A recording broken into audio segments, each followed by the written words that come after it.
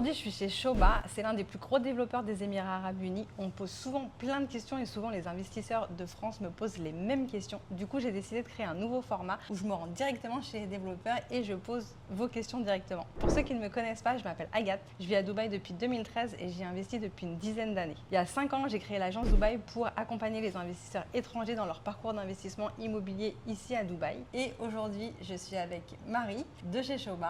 Ravie d'être avec toi. Merci beaucoup. Alors Marie, qu'est-ce que toi tu fais au sein de chez Shoba? Alors, donc moi je suis sales manager à Shoba. Donc mon objectif, mon but, c'est d'accompagner les agents immobiliers au mieux pour qu'ils connaissent tous nos projets et trouver la meilleure opportunité pour leurs clients en fonction de leurs besoins, de leurs projets, de leur budget. Ok.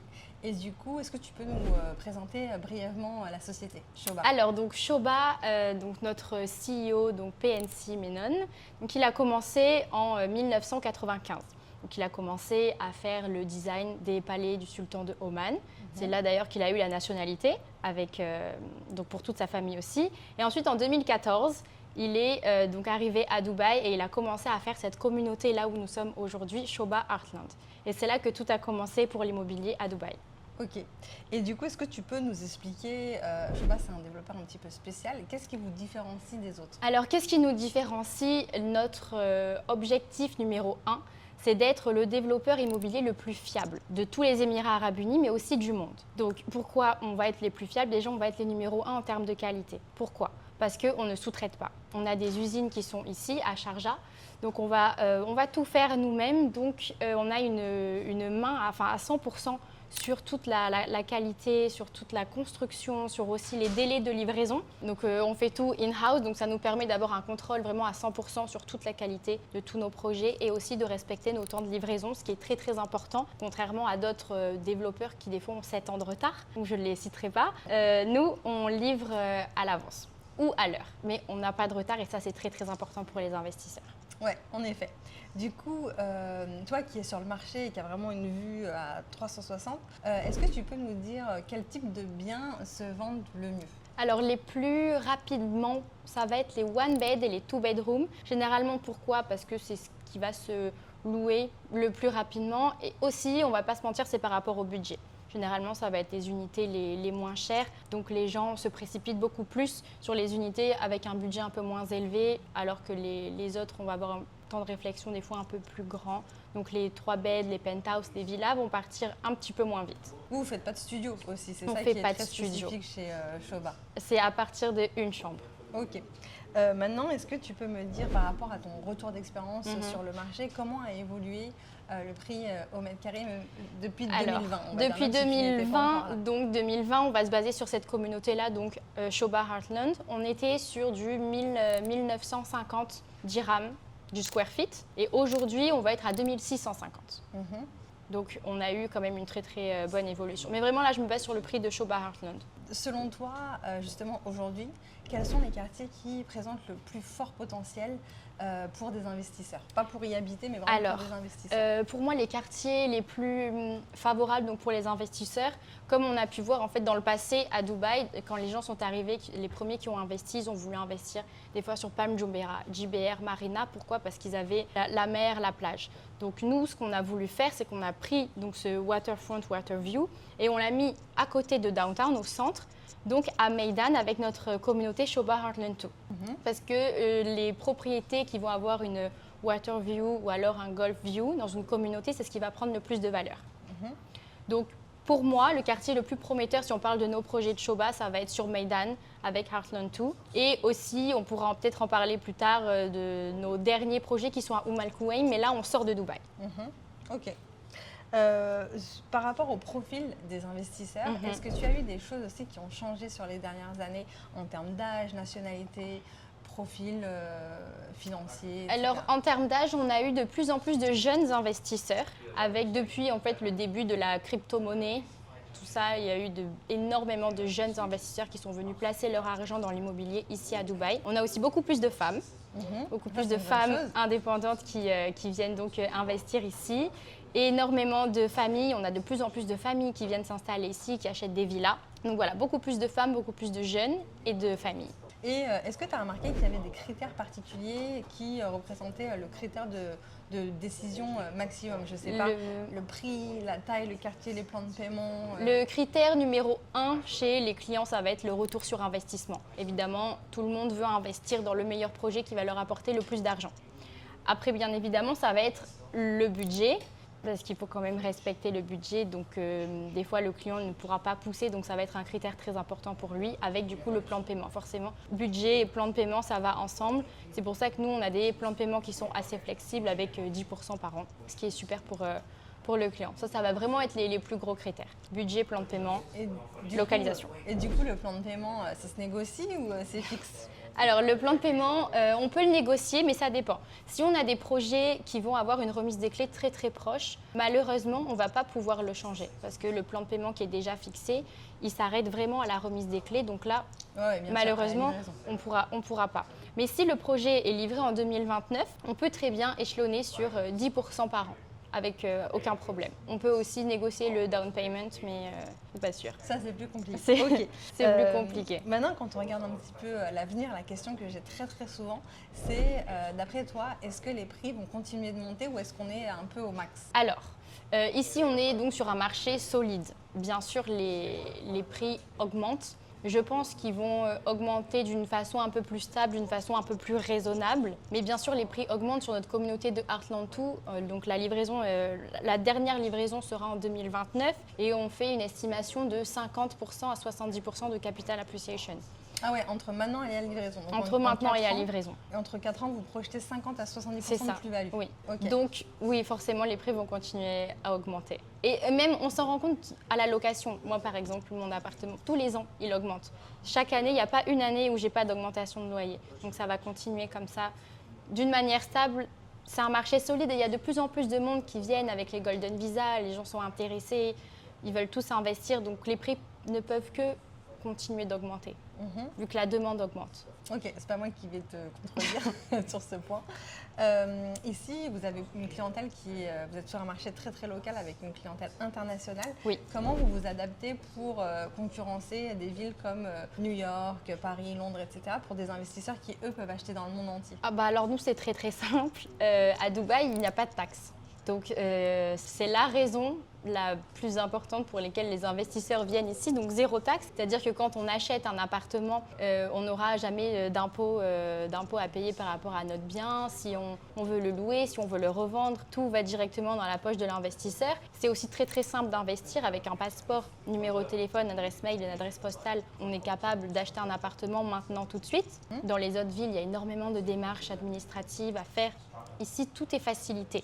Tout est facilité, tout est assuré. Il y a aussi des comptes séquestres, donc les gens sont rassurés quand ils investissent. On sait que l'argent ne va pas directement chez le promoteur, il va dans un compte séquestre qui est gouverné, qui est contrôlé par le gouvernement. Donc ça ramène cette sécurité pour les investisseurs parce que c'est quand même leur argent. Donc généralement, ils aiment savoir que tout est sécure. Donc tu dirais, pour résumer, le côté sans taxe, fluidité sans taxe, oui. Et sécurité de ton sécurité, et c'est aussi une ville qui est encore en train de se développer dans les années, donc c'est pas fini, donc ça prend énormément de valeur chaque année. Alors que dans d'autres villes comme New York, Londres, c'est des villes qui sont déjà terminées. Il n'y aura pas vraiment de nouveaux projets, de nouvelles communautés qui vont venir comparé à ici. Et le prix du mètre carré est complètement différent. Ici, il est encore abordable. Oui, bien sûr. Et puis, ça monte beaucoup plus vite versus les villes européennes qui sont déjà très matures et qui sont beaucoup plus c'est stables. ça. Ok. En parlant de tendance, est-ce que vous avez remarqué qu'il y a une attente des clients sur tout ce qui est développement durable, écologie, etc. Est-ce que vous avez déjà commencé à intégrer ça chez vous? Alors, c'est marrant. Moi, je n'ai aucune demande d'environnement pour tout ce qui est écosystème. J'ai encore jamais eu aucun client qui m'a posé cette question. Mais par contre, on a donc en 2024, on a été évalué. Donc, on est à 91% sur l'échelle GRESB. Donc ça mesure en fait notre engagement dans l'écosystème, notre sustainability. Ouais, tout ce qui est développement durable. Voilà, et développement durable, exactement, on est à 91%. Donc, en sachant que le maximum, c'est 100%. Donc, on a fait vraiment, on a un chiffre incroyable en tant que donc, dans l'environnement durable. Et on fait partie des 4% d'entités mondiales. Donc, on a vraiment le leadership sur l'environnement durable. Ok, GRACE-B, c'est donc un système C'est- de notation qui c'est est ça. global. C'est ça, qui est mondial. exactement, qui est Ok. mondial. Donc on n'en parle pas, mais tout est fait. On veut aussi respecter les demandes, les projets du gouvernement, donc de tous les UAE, le projet aussi zéro carbone en 2050. Donc vraiment, on suit tout ça, vraiment de très très près. Même si on n'en parle pas, c'est fait en interne. On a des panneaux solaires sur tous les buildings, les façades, tout est pour l'écosystème. Ok, ouais, c'est ce que j'allais vous demander. Voilà. Ça se traduit comment? Donc c'est majoritairement Là, sur tous les buildings de tous nos projets, on a des panneaux solaires. Et en fait, j'ai envie de dire, à Chauban, on n'en parle même pas parce que c'est vraiment la base, c'est vraiment basic Ça fait d'avoir des partie de panneaux votre solaires. ADN, Je sais l'ADN qu'en de la France, c'est pas forcément normal d'avoir un panneau solaire chez soi. On n'est pas encore vraiment très très développé, je trouve, là-dessus. Mais ici, c'est normal. Tous les buildings en ont. Ok. Encore une fois, Ok. pour toi, quels sont les quartiers à fort potentiel en général à Dubaï, sans compter forcément les projets, De sans te Shoba. focus sur Ok. les projets Shoba? Donc pour moi, forcément, quartier, fort potentiel, on va être sur downtown, mais encore, ça c'est un marché qui est quand même très saturé, donc ça va être plus être sur du marché secondaire. Mais si on parle sur du off-plan, on ira vers Meydan, Motor City, JLT, Jebel Ali, Dubai Island et aussi Umm Al Quwain. Moi j'ai vraiment j'ai vraiment un coup de cœur pour Umm Al Quwain, mais c'est un autre émirat, donc c'est encore autre chose. Et justement, qu'est-ce qui, Umm Al Quwain, il y a 6 mois, on n'en parlait pas du tout. On n'en parlait pas du tout. Pourquoi, toi, ça te plaît justement? Pourquoi tu Alors, penses qu'il y a du potentiel là-bas? Pourquoi ça me plaît? Pourquoi c'est un nouveau potentiel? En fait, là, on est en train de développer toute une nouvelle ville, tout un nouvel émirat. Donc moi, je vois ça comme une nouvelle opportunité d'investissement. Et là, quand on est un investisseur, quand on est le tout premier à investir dans une nouvelle ville, on peut que faire un capital appreciation de dingue, clairement. Et les gens sont trop focus sur Dubaï, Dubaï, Dubaï. Mais c'est tous les UAE, on ne peut pas avoir que Dubaï. C'est comme les États-Unis. On va avoir New York, on va avoir Miami, on va avoir Las Vegas. Moi, je vois ça un petit peu comme ça. Pour moi, Dubaï, ça va être un peu le New York. On va avoir Umm Al Quwain qui va ressembler à Miami. Et on va avoir Ras Al Khaimah avec le casino qui ressemblera à Las Vegas. Donc pour l'instant, Dubaï, il ne faut pas oublier que c'est quand même récent. Oui, bien Ça sûr. n'a pas une très très grande histoire. Donc forcément, on est resté focus sur Dubaï, mais l'émirat va se développer. Et donc pour moi, il ne faut pas avoir peur d'aller vers le futur, vers une nouvelle vision. Et donc, Umm Al Quwain pour commencer. D'être un Avec- peu pionnier du coup. Et surtout qu'on a beaucoup des fois des critiques sur Dubaï, comme quoi ça ne va pas être naturel, que ça va être tout construit. Umm Al Quwain, tout est naturel. Donc il y en aura pour tous les goûts et toutes les couleurs. Ok, donc là-bas, du coup, on enchaîne sur ma prochaine question. Est-ce que tu crois qu'il y a encore des opportunités encore méconnues des investisseurs, un petit peu des petites perles Voilà. cachées? Pour toi, ce serait ça donc. Pour moi, ma perle cachée, c'est Umm Al Quwain. Et j'essaye justement qu'elle ne soit plus cachée du tout. J'en parle à tout le monde. Pour moi, Umm Al Quwain, c'est mon coup de cœur. Ok, et donc du coup, comme tu disais, Dubaï c'est un peu New York, donc plutôt business, nightlife, etc. Umm Al Quwain, tu penses que ça conviendrait à quel type d'acheteurs, Alors futurs pour moi, habitants? Umm Al Quwain, ça va être. Alors si on parle sur Signia, vu que c'est une île naturelle, forcément là on va plus être sur des investisseurs Airbnb. Mais quand on parle de downtown, qui est vraiment toute une ville qui est sur 25 millions de square feet, 10 km de plage, il va y avoir tout un trade center free zone qui va être construit.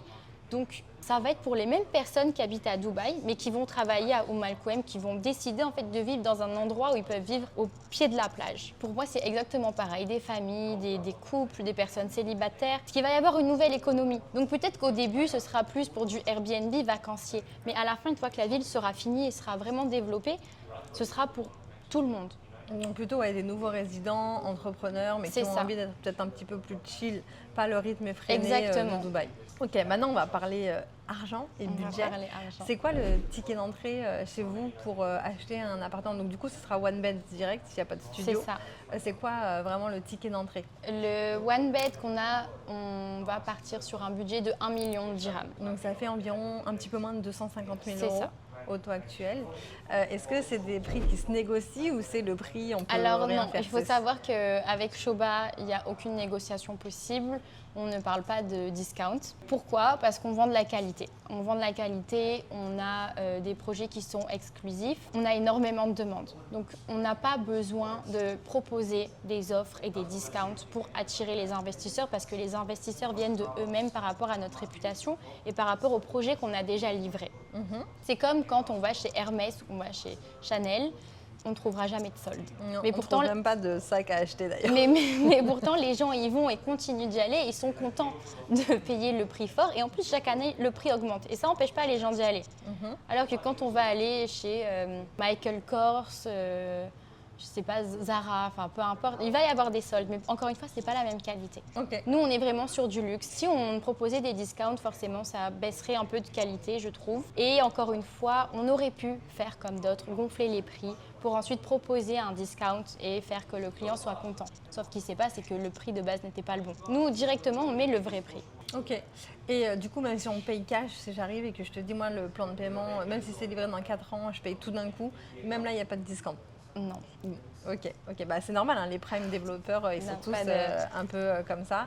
Et c'est vrai qu'on a parfois des clients qui nous disent qu'ils s'attendent à avoir des discounts parce que par contre en France, sur l'achat sur plan, ça se fait beaucoup. Et il y a beaucoup de développeurs ou d'agents qui vont dire avec moi, tu auras les meilleurs prix, etc. Et c'est vrai que non, ça va dépendre du développeur. Il y a des développeurs qui ne bougent pas. Et moi, je le sais d'expérience aussi. Donc, le seul truc qui peut bouger, c'est le plan de paiement. On peut essayer de le négocier au mieux. Ok. Alors maintenant, on va parler du sujet qui fâche. En cas de retard de paiement, qu'est-ce qui se passe chez vous ? Alors en cas de retard de paiement, il faut savoir que Shoba est très flexible. C'est-à-dire que si le client sait qu'il va avoir un retard de paiement, il va falloir juste qu'il nous prévienne, envoyer un mail directement à Shoba pourquoi il va avoir un retard de paiement en fonction de la cause. On va toujours trouver une solution et on va toujours s'arranger. Donc vraiment, l'erreur à ne pas faire, ce serait de ne pas calculer les emails de relance, faire un peu l'autruche, exactement. etc. Il faut prévenir. Il faut maintenir la communication Tout à fait. le plus possible. C'est très simple. Si on a un retard de paiement, ça peut arriver à tout le monde d'avoir un problème, je ne sais pas, peut-être un problème avec la banque, le transfert a été bloqué, ça peut arriver. Et dans ces cas-là, si la raison est valable et qu'on est au courant à l'avance, il n'y a aucun problème. Évidemment, il ne faut pas répéter ça à chaque paiement, mais ça peut arriver à tout le monde d'avoir un retard, d'avoir un petit problème. Et si on a 1 mois, 2 mois de retard, vous commencez à facturer des pénalités. Oui, après, vous faites partie de ceux qui ne font pas Non, après, il va y avoir des pénalités. Ok. Qui sont ça va dépendre des projets, ça va dépendre du retard, c'est des retards à répétition. Il y a pas mal de critères qui entrent en compte.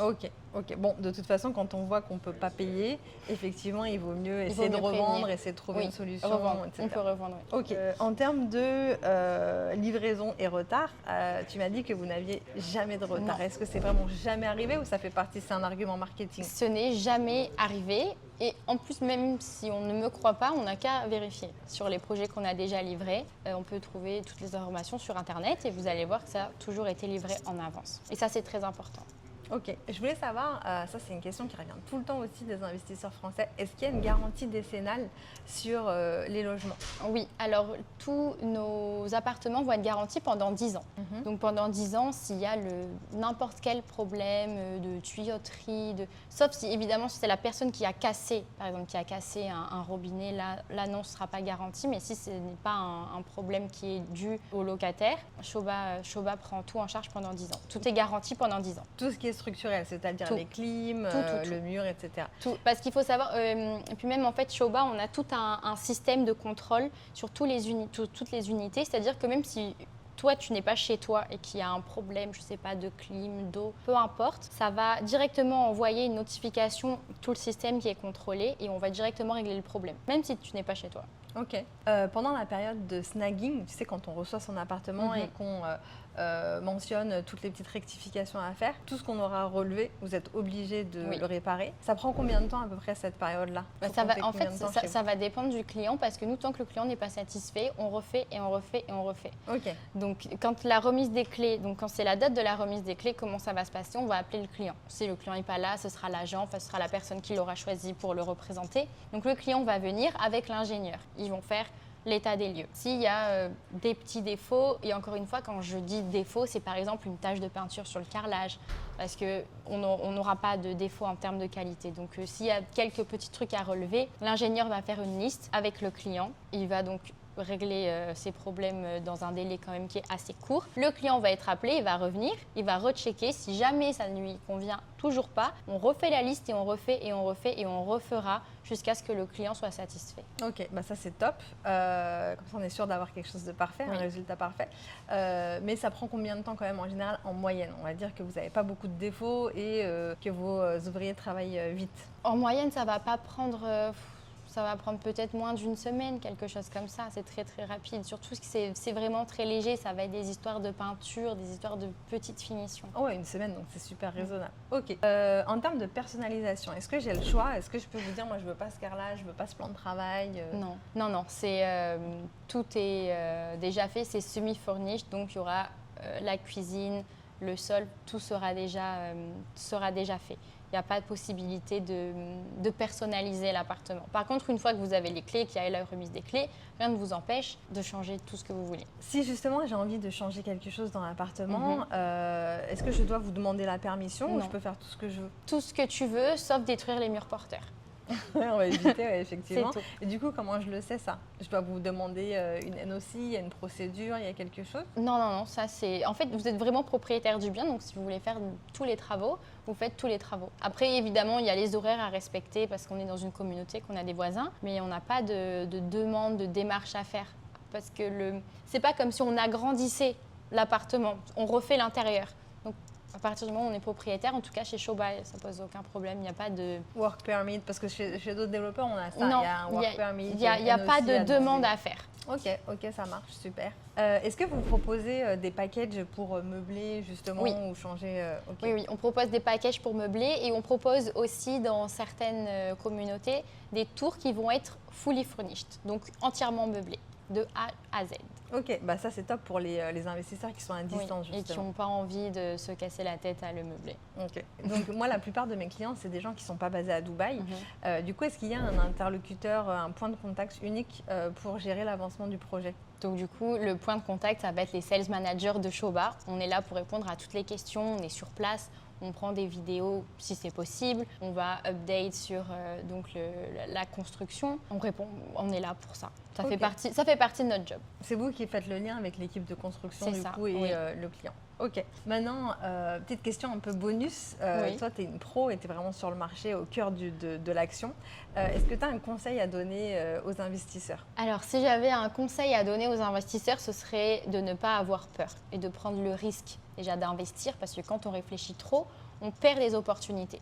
Et plus on attend et plus on perd de l'argent en fait. Parce que plus tôt on investit et mieux c'est et mieux notre capital appreciation va être. Donc ne pas avoir peur de prendre le risque et ne pas avoir peur aussi de pousser un petit peu son budget parce qu'on va dire que l'argent appelle l'argent. Forcément, plus on va investir et plus on va gagner d'argent. Donc, des fois, il y en a qui vont essayer de se dire je préfère mettre un tout petit budget parce qu'ils ont peur. Ouais, et au final, Alors que des fois, une ils erreur. ont un peu plus de budget, ils vont pouvoir aller se positionner sur une localisation qui est bien plus premium et avoir un bien meilleur retour sur investissement. Et parce qu'ils ont peur, ils préfèrent commencer petit, mais il faut vraiment avoir ce mindset d'investisseur, de prendre le risque et d'investir et Foncer. et faire foncer et faire fructifier son argent. Je suis d'accord. Quel est le projet dont tu es le plus fier et pourquoi? Le projet dont je suis le plus fière, moi j'aime beaucoup Artlantou. Artlantou, c'est vraiment une très très belle communauté avec 3 lagons, il y a une école, on a tout un centre avec des magasins, des cafés, des restaurants, on a des malls dans les alentours. C'est vraiment une communauté qui est incroyable pour y vivre. Et Ouais, du c'est coup, vraiment pour une petite investir. ville dans la ville. Ouais, C'est effectivement, exactement ouais. ça. Donc ça, c'est vraiment la communauté où je me verrai à 100% y vivre. Et aussi Signa Island, cette île naturelle qui va être à côté du casino, mais même sans parler du casino. Rien que le fait de pouvoir être sur une île naturelle avec des flamants roses, des gazelles, un côté plage, un côté marina. Moi, ça me rappelle un peu le sud de la France. Ça me rappelle un peu même Saint-Tropez avec ce côté yacht club et côté plage. J'aime beaucoup. C'est mes deux chouchous. Ok, c'est noté. Bah, merci beaucoup pour ton temps. Avec et grand surtout, plaisir. Merci pour toutes ces informations super précieuses. Et on va se revoir très bientôt Yes. pour collaborer sur des prochains projets. Avec grand plaisir. J'espère que ce nouveau format vous a plu et que vous avez appris plein de choses sur Shoba et sur le marché de Dubaï dans sa globalité. S'il y en a qui qui veulent aller plus loin et avancer, pourquoi pas sur un investissement immobilier à Dubaï, n'hésitez pas à nous contacter, que ce soit moi ou un membre de mon équipe, on sera super content de vous accompagner. Je vous dis à bientôt dans une prochaine vidéo.